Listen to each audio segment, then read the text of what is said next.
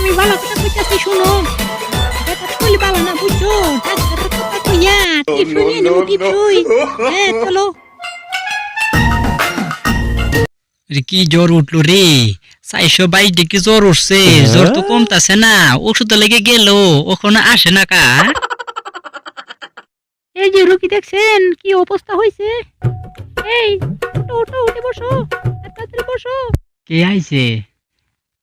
আরে ডাক্তার নিয়ে আসি ডাক্তার, তোমার রোগ তো ভালো হইতেছে না, রোগ ভালো করবো, তাড়াতাড়ি উঠো। আপনার কবে থেকে জ্বর হচ্ছে বলেন? কইবা না হ্যাঁ, অন বুক দিয়ে কথা আসে না। ডাক্তার আমার তো জ্বর আজ 3-4 দিন ধইরা 422 ডিগ্রি জ্বর হইছে, কি করবো কোন? ও ভাই থেকে জ্বর উঠে গেছে, তাড়াতাড়ি ভালো করো তাইলে মরে যাইবো। ওহন তাড়াতাড়ি মরে যাবো হ্যাঁ? আমি মরার লাগি তো তুমি চাইতেছো, আমি সব বুঝি হ্যাঁ, যে তার একটা বিয়ে বইতারো।